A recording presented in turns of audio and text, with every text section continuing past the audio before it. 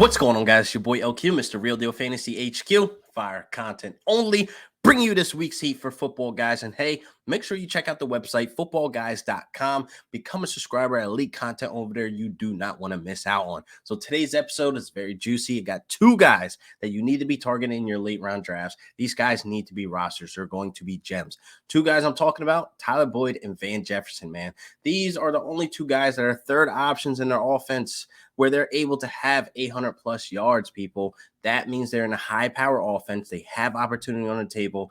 Let's start with Tyler Boyd. Now, Tyler Boyd, man, he's a guy that's going to be forgotten in those mid to late rounds because of Jamar Chase, T. Higgins, kind of similar to Van Jefferson's situation, but we'll get to him soon. But man, Tyler Boyd is one of those guys I want. So let's look at the last year's stats. 94 targets, 67 catches, 828 yards, 5 touchdowns. Now let's add that playoff swagger to that as well. Let's add those stats as well. 114 targets. He had 82 catches, 938 yards, and 6 touchdowns. Woo, man, Tyler Boyd is going to be the guy that you're going to be able to get in the mid-late rounds. Nobody's going to be remembering. Everybody's going to be like, oh, I got Jamar Chase. Oh, I got T. Higgins. That's fine. Go ahead and grab you a Tyler Boyd. He averaged 11.5 fantasy points per game. Man, and he was number 1 in snaps out of the slot. Now, I love my mid to late round guys that are going to be eating up the slot, that are going to get that constant mismatch. I love cheap slot wide receivers that I can get on my roster to show up and show out when I ask for them. Man, he's going to be on the field. He has opportunity on the table in this high-power offense. That's really what you want. A high-power offense means all three of these guys can eat. And look, Tyler Boyd's going to be that guy. He's possibly going to be your wide receiver 3, wide receiver 4. He's going to be on your bench. But, hey, if he has a great matchup, if he has the ability to put up big points and show up when you're on a bye week with one of your guys or one of your guys is suffering injury, Tyler Boyd will be the first guy I'm looking to on my bench to put in the lineup, especially with Joe Burrow and that offense getting way better, improving that old line, and they still had the draft to address other areas that they have to address. So I definitely feel as though this offense has just gotten completely better from when they're just coming off of a Super Bowl, man. Tyler Boyd is a guy you need to be targeted, man. Let's just talk about his catch rate as well. 12th in the league, 71%, so he's a reliable wide receiver as well. His true catch rate on 87 catchable targets turns into 95% catch rate, which puts him 12th in the NFL. So is he good at football? Yes. Does he have opportunity? Yes. Is he on a high power offense? Yes.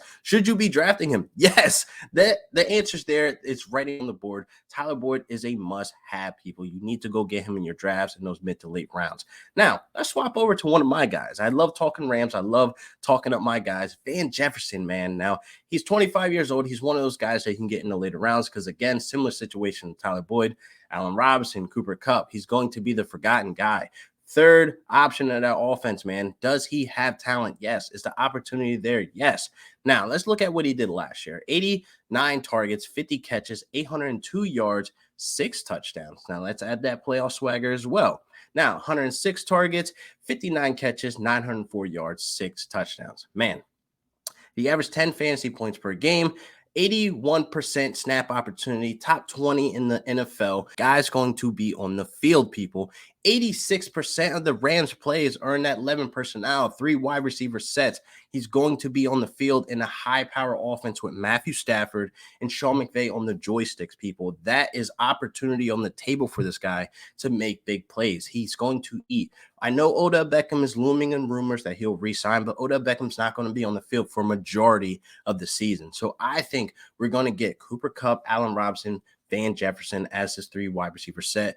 Man, it's going to be juicy because how much value can you get on a guy like Van Jefferson? Nobody's going to be talking about him. He's a guy that needs to be added to your roster. So back to the stats, 14th in the red zone targets, 19 targets, including playoffs. So he's going to be very involved in that offense in the red zone.